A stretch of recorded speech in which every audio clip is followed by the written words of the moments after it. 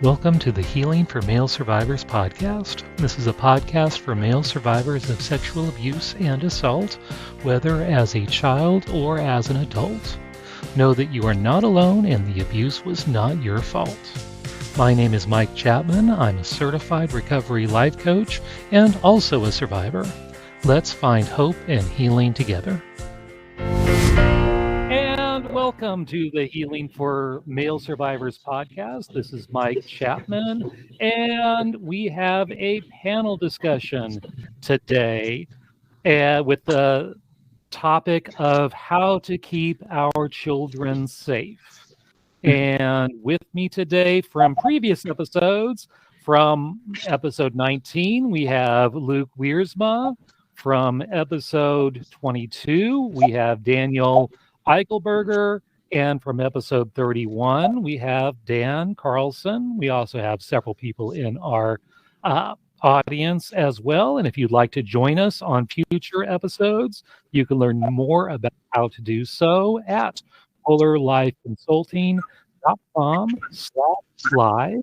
And reminding our in-house audience that if you would like to ask a question, put that in Q&A, and you can be as anonymous as you would like. We will only state your name, manually type it in with your question.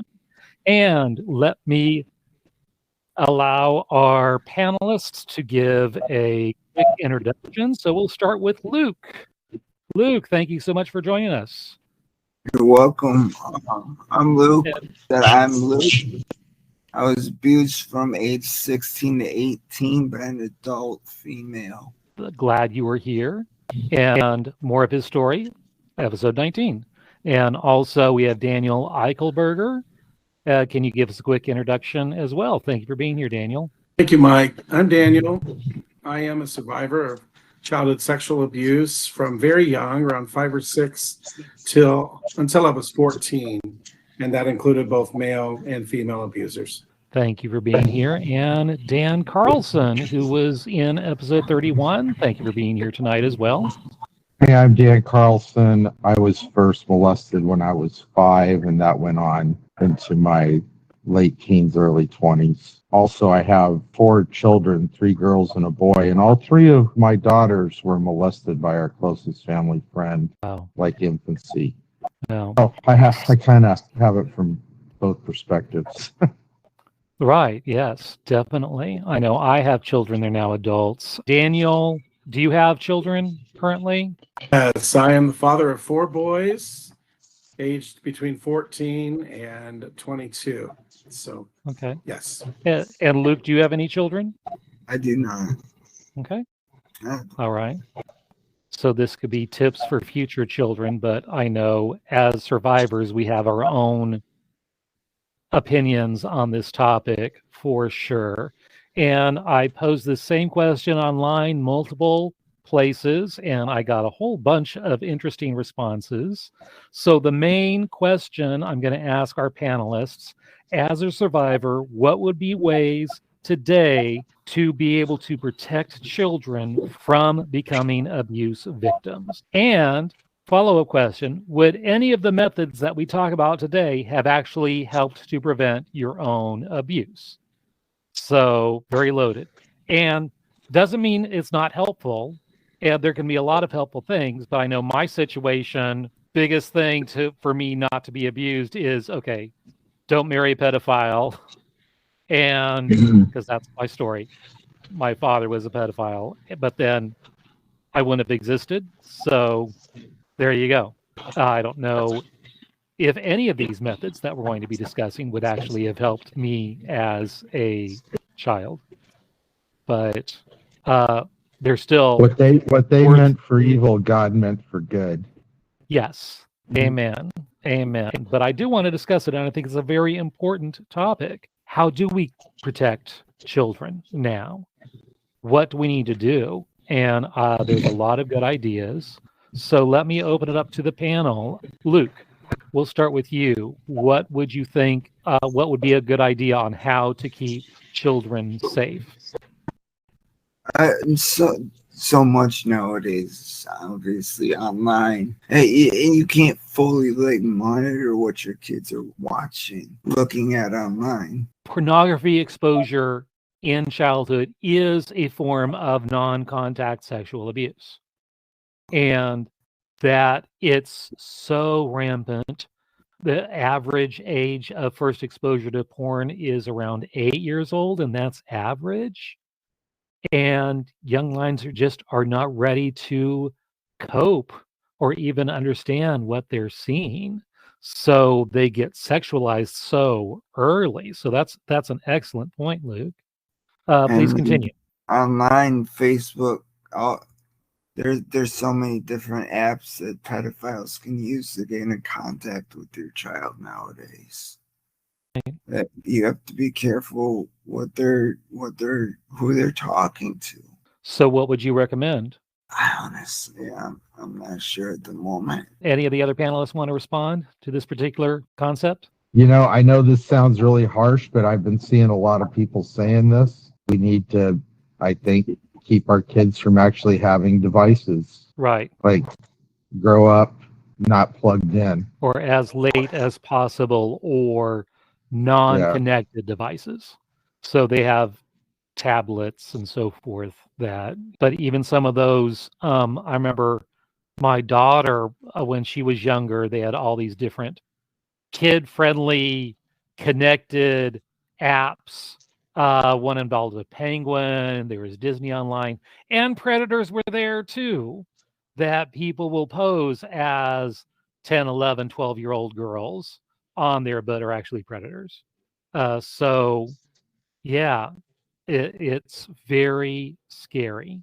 Just like sending them to the store or to a public swimming pool, there's dangers. And so you have to be very wary as parents for those dangers out there. Daniel, would you like to respond? Well, I kind of took more of the old-fashioned route with my children, Mike, and they did not have access to social media at all. In fact, my third oldest son is the first one to actually be using a smartphone, and that's under strict lockdown controls. So there are dangers inherent in our day that I didn't have to deal with growing up. And so it might seem a little uncouth, and definitely there's a lot of peer pressure with students today. With children, among their fellow students or their friends that are very active online. But to me, as a parent, the benefits of not allowing them on social media far outweighed any type of access to it, as far as being able to actively control some of that interaction. I know who their friends are and who they spend time with and things like that, but there's not a whole lot of definitely not Snapchat, Facebook, and some of those things that predators use to target children. Right. I think that is the ultimate goal for a parent and the ultimate solution with all of these things. Parental involvement. Be involved in your kids' lives. Make sure that they know you are present. And follow up. Okay, who are these people that they're hanging out with? Who are their friends? Limit social media until they're at an age and can show responsibility. Definitely. Let's go with Daniel. How would you respond to that? What would be ways to help protect children? Well, I think that at the very outset, demonstrating, well, first let me just say, being parentally involved, Mike. And to me, that means actively talking to your children about their bodies, talking to them about safe zones on their body, that people who have no business touching them there should not touch them. And if they do, they should tell. So safe zones are anything that would be covered by a bathing suit for a child. Right. Any area that's covered by a bathing suit, that's a safe zone. It's a special zone. And that people outside of people who actually need to touch them, like they may have to go to a doctor's appointment or something like that, the parents are usually there and present for that type of touch. And also, I think another key thing is demonstrating to children what healthy touch looks like. I know for my own story, I craved male touch so much because my father was divorced from my mother and absent from my life. I had nobody to teach me, really. I had brothers, but I had nobody, no adult male teach me what healthy touch looks like. So when the grooming started and the abuse started, the touching that was involved with that was very pleasurable and welcomed by me because nobody ever demonstrated what healthy touch should look like. I didn't know what was healthy touch and what wasn't. So as parents, you have to, in some way, demonstrate healthy affection and healthy touch to your children. Because if you don't, somebody else will. Right. Good point.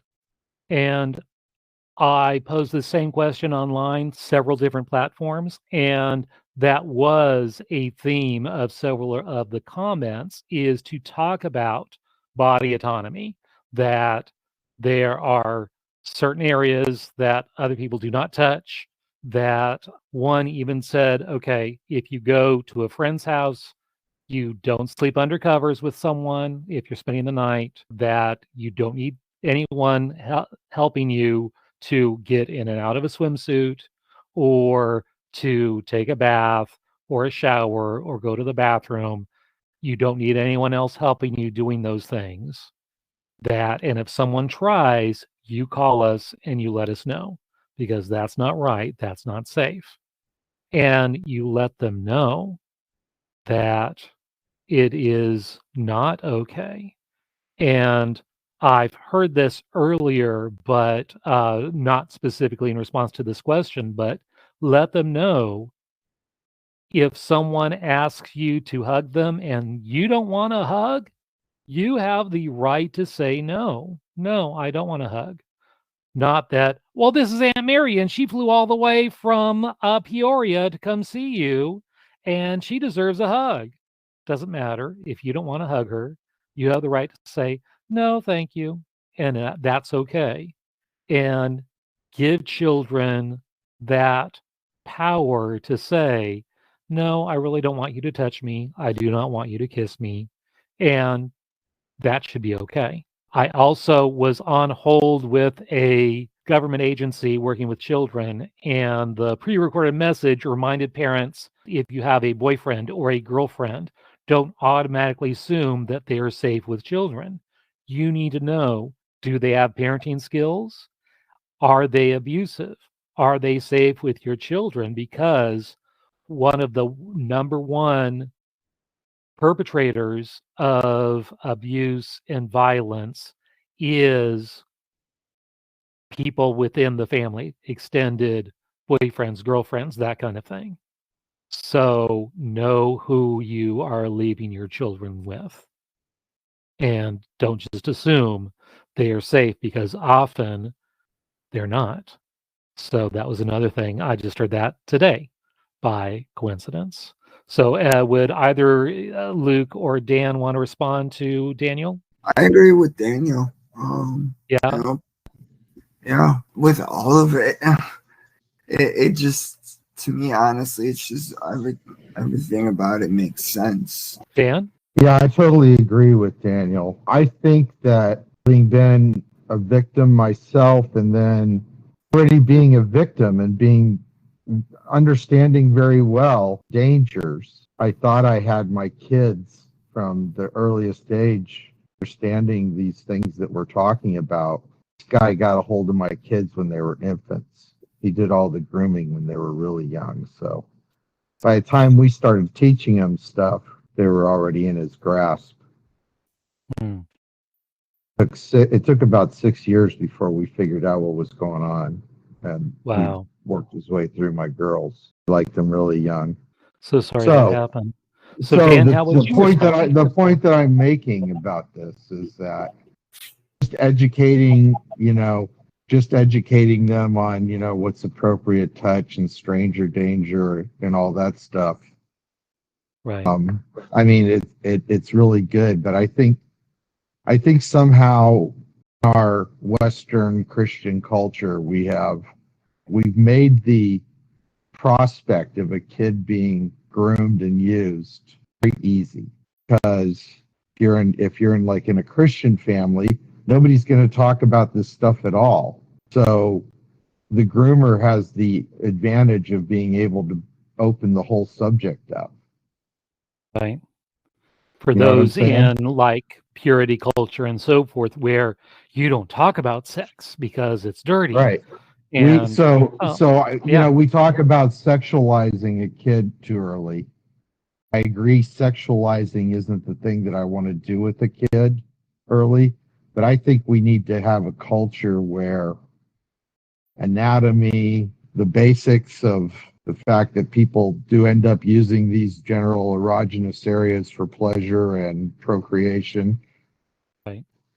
It needs to be part of our culture and not a taboo that we have to go behind closed doors to talk about it.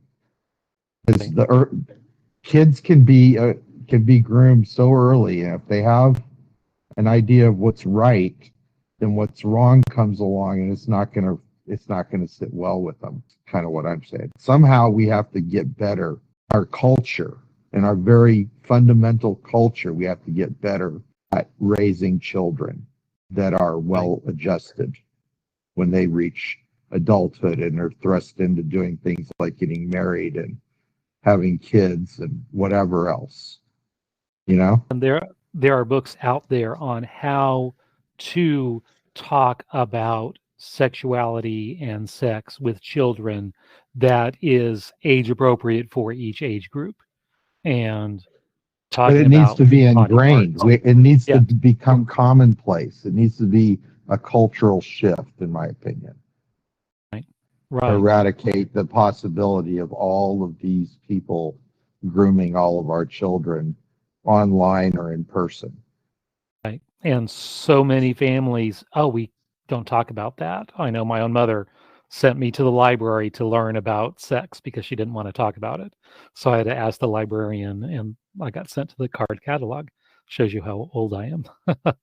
I posed the question online, and these are the responses from our Polar Life chat group, some of whom are here in the audience today. One person says, good question. I think it boils down to solid parenting. Had my father been around and cared about me, taught me to love myself, I would have emanated self-esteem and self-worth. This is a detractor for abusers and pedophiles. Just an opinion.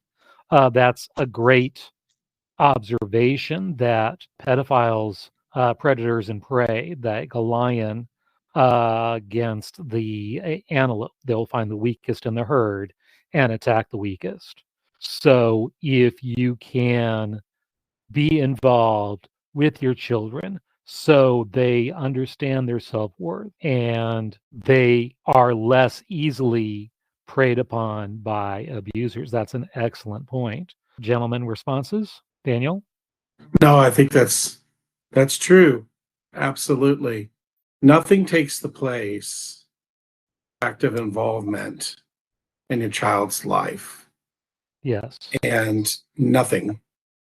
You can have all kinds of other things going for you, but the whole lion and the prey example is very, very true. And children really don't stand a chance against abusers on their own.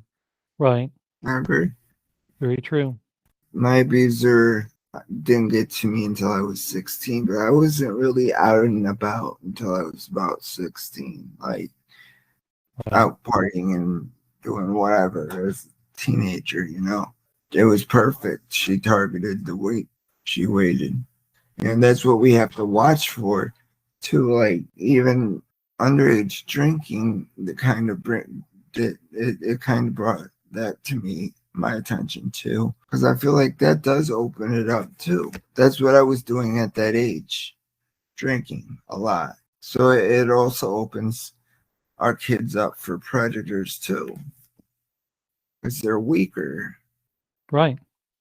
And if you're using substances, you are more vulnerable to suggestion, more vulnerable to people making advances and your defenses are down, and predators can use that.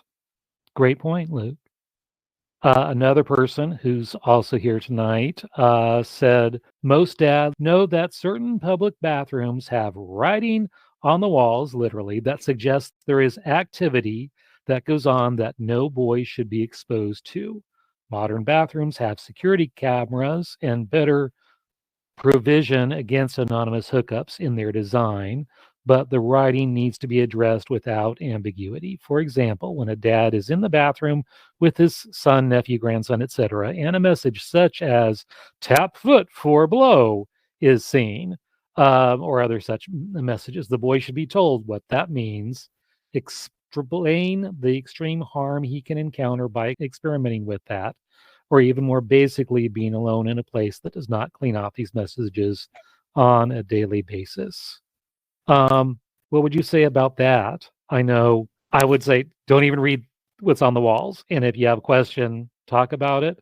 I wouldn't necessarily describe what everything necessarily means. Certainly be willing to be there because a lot of times there even school bathrooms. You go to school bathrooms. I remember the boys' room in school, all kinds of nastiness written, and half of it I had no idea what it meant. But making it clear that, hey, you see some writing, you let me know, and we will honestly talk about it, and we can explain what those things mean. How would you guys respond to that? That's an excellent point, and one not often discussed or that I've heard, actually. So that's excellent. And I agree with you, Mike. I don't think I would necessarily go into explanation of everything, but proactively, but I think that maintaining that open communication with your children and that invitation, and make sure you're approachable to your children outside of this context. If you're expecting your children to come to you with a question about something and you're not available for them any other time, like they're not going to do it then either. So you have to be open. You have to keep that open communication with your children continuously. But yeah, welcoming that, inviting them into for education or for an answer to something they've seen is so crucial and very, very important. But yeah, the whole public bathroom thing is not something many people think about. I think it's an excellent point. Yeah, Dan or Luke, would you like to respond? Yeah, I was going to say that, just like I said the last time, if you know that your kids are going to end up in public bathrooms with explicit writing on the wall, then if you just tell them not to look at it, that's an invitation to look at it. True. They're going to do the opposite. Because curiosity is going to rule the day, and wonder is going to rule the day at somebody's crude drawing of genitalia and crude messages.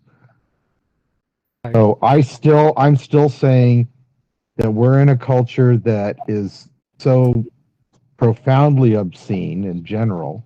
The only way that we can honestly safeguard our children is to educate them as much as possible.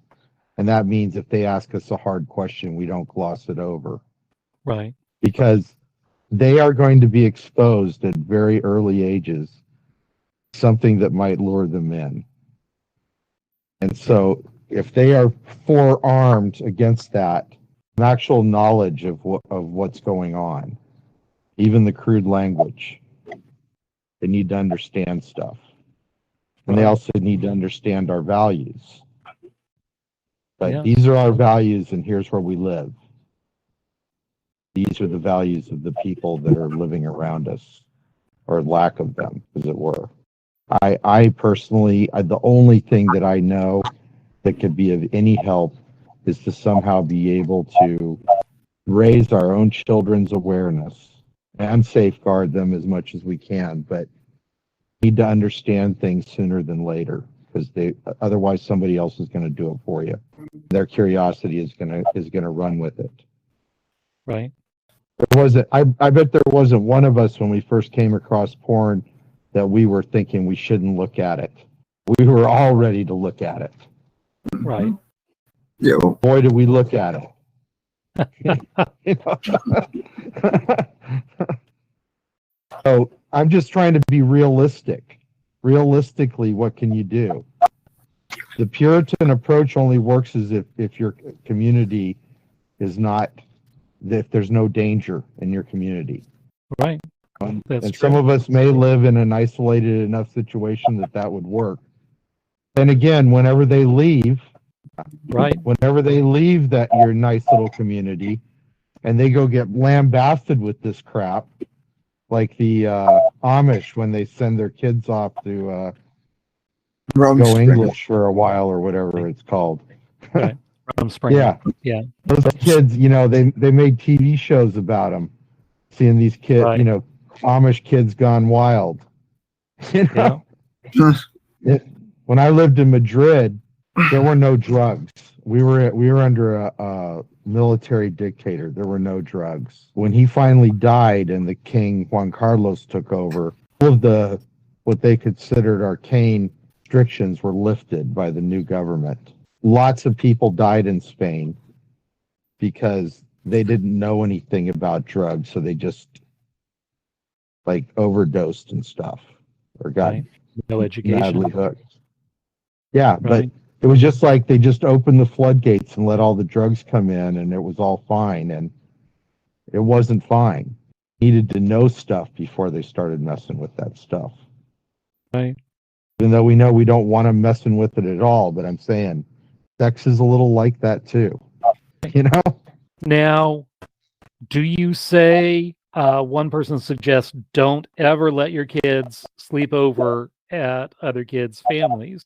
Should you go to that extreme, or how can you set things up for children so they can have successful and safe sleepovers at friends' house? Or do you want to be the one only hosting? I know some, it's like, yes, you can have a sleepover, but they have to sleep over here. And then the parent is up all night spying on the kids, making sure everyone stays safe. That's another extreme. What do you say? What would be a healthy balance that would still keep your children safe? That's a hard one. Yes. Daniel, any comments? Well, yeah, I think, you know, for my own boys, they've slept at other people's houses, not when they were young. As they got a little older, maybe they were off at a church meeting or something. It was always with people that we knew and trusted. So I've never let my boys just stay over at a friend's house that I didn't really know, and didn't know their parents or whatever. I think it's important for them to experience separation from the home in a safe context. So I'm not totally against sleepovers per se. I know that children can do things at sleepovers that are inappropriate and wrong. And I think you have to know where it's just like everything else we're saying, it kind of boils down to being involved and knowing. I mean, if you don't know the parents very well of the person that we're trying to, their friends' parents, why would you let them sleep over there if you don't know the children of those parents, the other children, the older children maybe that are in the home? Why would you let your child sleep over? So I guess I kind of fall in the middle there. I think there's a place for it, but you have to do your homework as a parent. It's not only your duty, but it should be your joy and your love to make sure your children are cared for, even when they're away from home. And so you have to be involved. You have to know.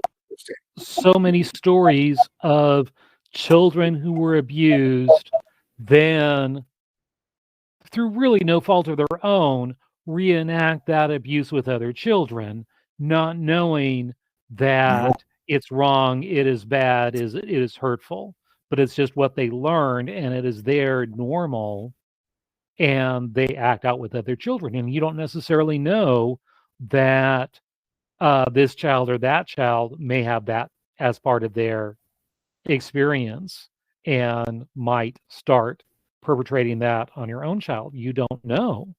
like you said, knowing the parents, but then also educating the child to say, yes, this is no touch areas, that no one sees you naked, that no one's in your sleeping bag with you, all those things.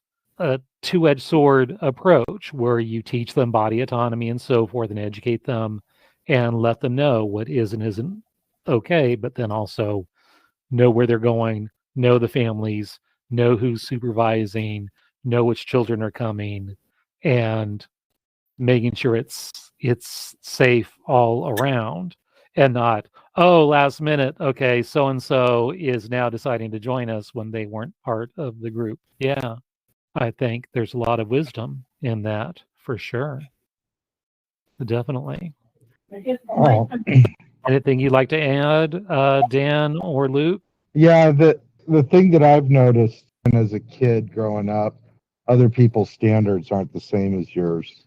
You know, when I got to go out and be at somebody else's environment, there were things that I didn't have access to in my day-to-day life, and when it was made available to me, I gorged on it.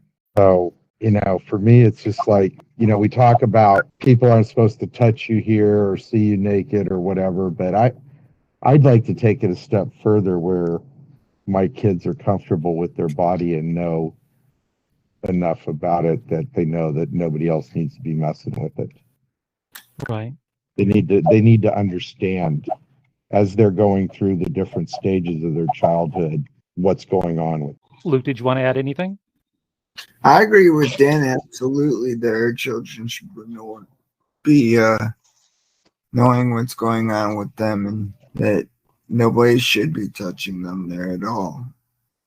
Right. No, Mike, I was just going to say, yeah, you added that part about preparation. So part of the preparation for sleepovers, and when they get to that age where they want to spend time with their friends, is doing your due diligence as a parent to know and trust the people that they're going to be staying with, but also, like you said, preparing them and setting expectations for them. And if you've been doing that all along and reminding them before they go to the sleepover, remember our rules for sleepovers, that the preparation goes both ways for both you and for them. They have a part in that. Right, exactly. Another comment I read online to this question is educating children about predators and who can be a predator, because almost everyone, every profession could be a predator, and let them know it's not just the dirty old man pulling up in a van offering candy to kids. Stranger danger. No, it's true, somebody. but It's somebody who you thought was a better person than you. right. Absolutely, Yeah, it's like Boy Scout leaders and priests and deacons. It's all over now. Like And 90% of to trust- perpetrators Yeah. are known by the family. And knowing that it's not just strangers, it can be people in the church, it can be professionals, it can be teachers, it can be doctors, it can be dentists. Anyone can be inappropriate. It can be politicians. I know my sister went on a field trip to the mayor's office, and then she told me later the mayor was actually playing footsies with her. And then it came out years later that, yeah, he had all kinds of inappropriate stuff going on with all kinds of females. But yes, he was playing footsies under the table with my underage sister. How horrible is that? But let them know, no, this is not appropriate behavior, and let them know who different predators can indeed be, that there is no trusted profession, that perpetrators can be anywhere. What do you all think? I agree. They can be any profession. You don't know who they are, where they are. And it seems like they're everywhere nowadays. Everywhere. It's disgusting. And ministers every church denomination has issues with abuse, not just Catholics. It is everywhere.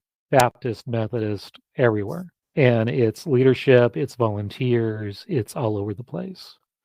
Responses, Daniel Yeah. or Dan?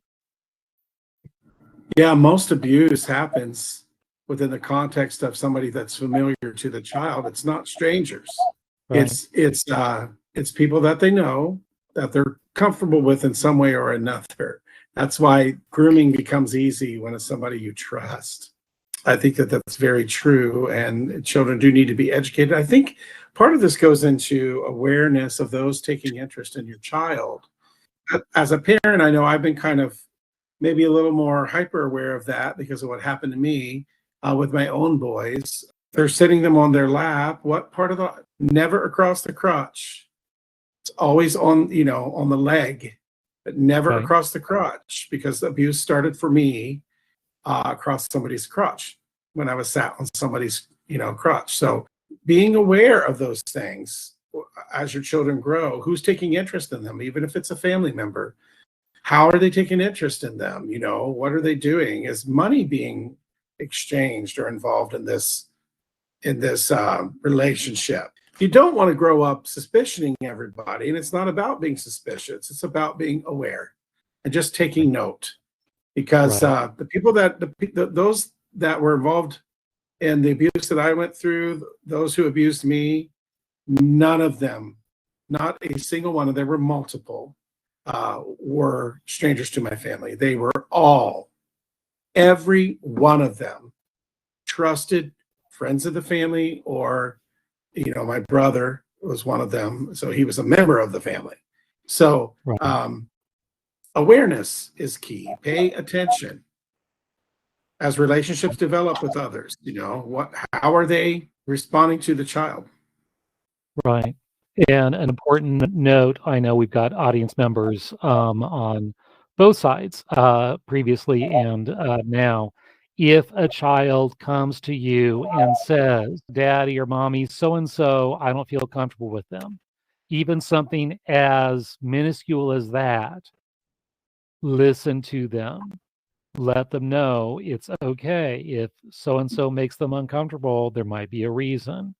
And that if they go as far as to say, yeah, such and such happened with this person, even if it's someone you supposedly trust, believe your child. Mhm. Very rarely is this stuff made up. Very, very rarely. Right. Believe your child. If something Yes. is wrong and they speak up, believe them, listen to them. Don't just say, oh, that's so horrible. Oh, how could you think such things? Oh, my goodness. Or what did you do? Why, how could you have seduced this person that we know so well? It's not the child's fault. So much victim Yeah. blaming happens as well. That trust the child, believe the child, help the child to understand that it was not their fault. That is so key.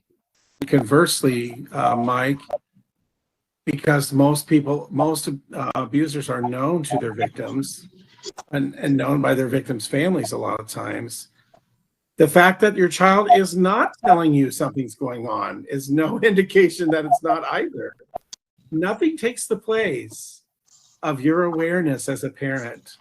You have got to be involved in your children's lives. And in our culture today, that is less and less common. Parents are less and less involved in their children's lives. Your children may not, like my mom did not know a thing was going on.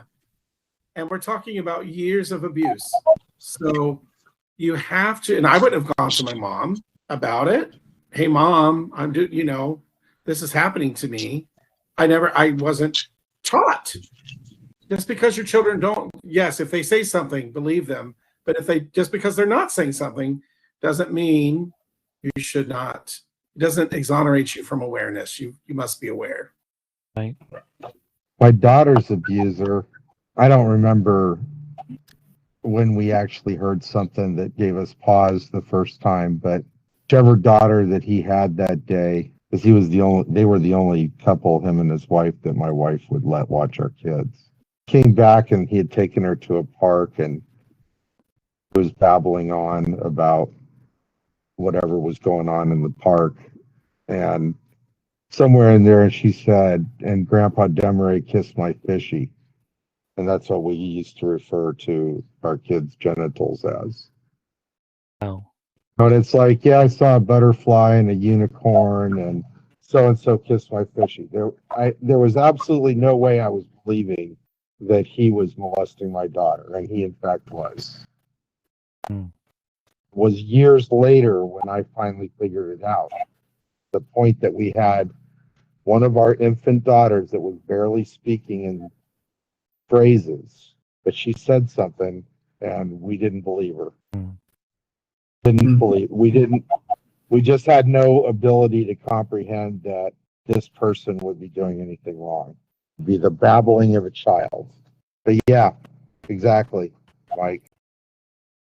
that's sad. Luke? I was gonna say, yeah, definitely be aware. Even if your kids don't talk, I didn't talk about my abuse for years. You have to be very aware with your children and that. Sit down and or something with them and let them know if you need to talk about something. I'm always here. I'm always able to listen. Something. Right. Also online, someone mentions the danger of adults asking to keep secrets. Telling your children, hey, if someone asks you to keep a secret and they're an adult, that's not right. Like, you can't tell your parents about this. Yeah, that's not right. And that's what a lot of perpetrators do. It's like, oh no, you can't tell your mom or dad because this will happen or that'll happen. But help them to know that, yes, and if adult tells you to keep secrets, that's not a good thing. And you really need to tell mom and dad. That's another part of that education, safety education, to let them know that's not right.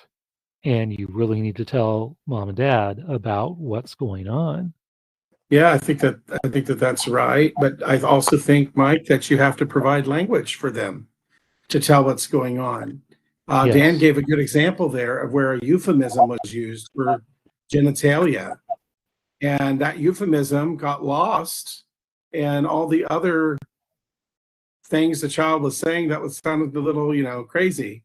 So use appropriate language for your children. You can use clinical language and teach them very early, so that there's no doubt what they're talking about when something happens to them. Provide them a language that they can Right. use, that you understand them when they do report, if they report. But when they do, you want it to be language that you understand. Yes. Absolutely. Very true. I've heard it said that we should teach the children to use the medical terms. So instead of tinkler or pee-pee, say penis, say vagina, that it's okay. Because if something were to happen, you really understand, okay, that yes, so and so touched my penis, and you know what that means. And heaven forbid something does happen in a court of law, they can talk about things, but if they're using code, it can be very much misconstrued as to what they're actually saying. But if they use the medical term, penis, vagina, anus, all of that, it holds more weight. That's a good point. Luke? I agree. Teach your kids young to use the medical term. I think it definitely makes it easier to understand what they're saying to you. Right. Good point. And it can seem kind of daunting, when you think about it. Dan brings up a good point that church culture in particular is church families, Christian families, kind of do very poorly in this area because it's kind of taboo to talk about sexual things, especially in purity culture and things like that. But we have got to, as parents, we have got to get over our inhibitions and talk to our children. The world is explicit. They're very explicit. Right. We have to be able to get over our own insecurities with using the language that in age-appropriate ways that we can teach our children. Because if we don't, they will learn it from somebody else, and it won't be good. We want what they learn to come from us in a healthy way. We love them. We're the people best equipped. We know them better than anybody else. We're best equipped to help them.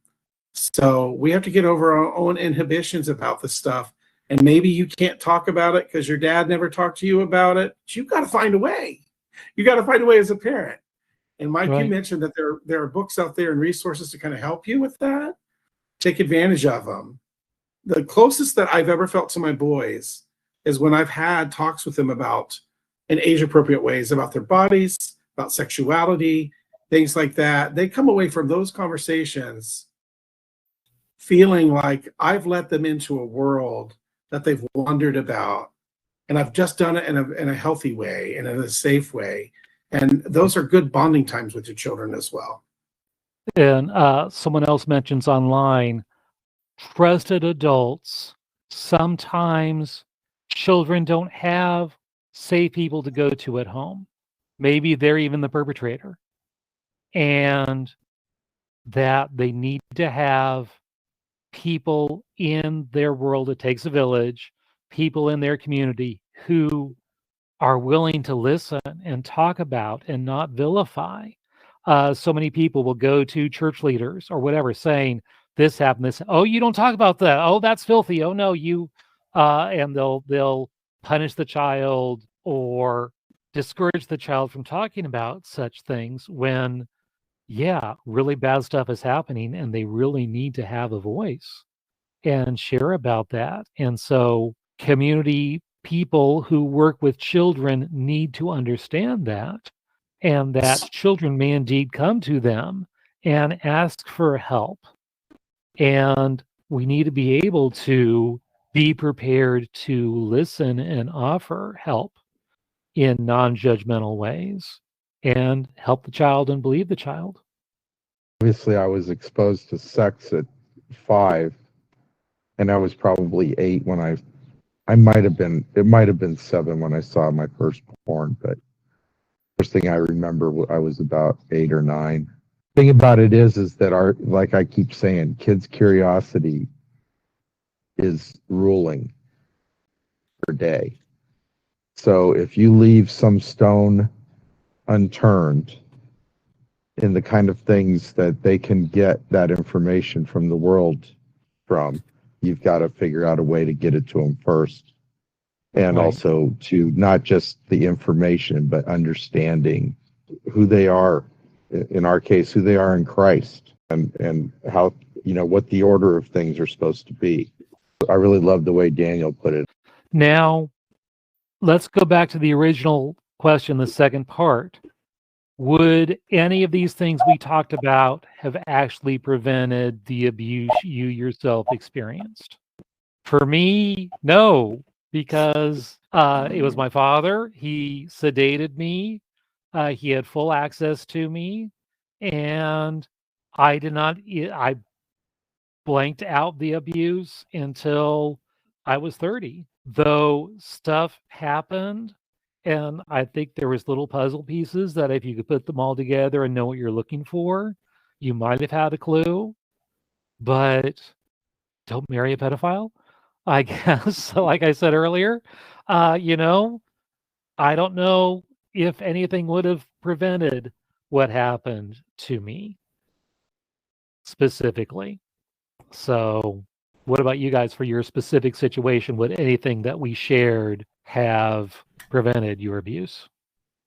No. For me, no. I was also drug Right. held down. So no, there was hopefully awareness is enough to prevent it in the future. Right. What about you, Daniel? Say probably a good deal of it would have helped me. It's hard to say whether something would prevent abuse because abusers are pretty cunning, and the Right. grooming process, it's called grooming for a reason, and but it would definitely have given me as a child an awareness that something is not right, and probably would have helped me disclose long before it ever came out in the open what had happened to me, because it would have given me a framework on which to understand myself, my own body, what true male affection is, what to expect from that. So it's hard to say, would it for sure? I think it would have leaned heavily in the direction of prevention for me. Now, I think your abuse occurred when you were very young, Mike, right? Right. When Yes. you were very, yeah. And Luke's Yeah, occurred when he was a teenager. Yeah. Yeah, from So- infancy till about age 8. Yes. Yeah. So it's one of those things, just like, would it have prevented? You know what? As a parent, I'm going to do everything in my power, because I'd rather do too much, so to speak. I don't think you can do too much necessarily, but too much and hope that it will work for prevention than to just think that no matter what I do, I can't prevent something. Certainly, I could try. Right. Right. Dan, would anything that we talked about today have prevented your abuse? I mean, probably. My first abuser was a random teenager that lived next door that my mom would leave me with when she went shopping. He wasn't vetted. He was just an older kid, and so things should be fine, right? Right. This was a long time ago. So Back in the day. yeah. So I think if parents were better educated, a lot of the abuse we experienced might not have happened. If Yeah. there was education and involvement and caring. The other thing is, obviously, after everything came to light, we got into therapy with our girls, and they were very resistant to the whole thing. After the first time I got abused and my parents knew about it, some sort of palliative, some sort of care had been given me emotionally and mentally. Post-mortem of my innocence, education and enlightenment might have helped at that point. So I think even if we do find our kids in a situation where they've already been exposed, it doesn't mean that can't pick up the thread with them. Well, that's a podcast issue all its own, Mike. That's a consideration. What to do if your child discloses to you? Because like I was they tried to put me through therapy, and I'm like Dan's daughters. I rebelled against the therapy, and my mom let me. Right. She was just as good. She was just as happy for me to get out of the therapy as I was. So I didn't get the help that I needed. That's for sure.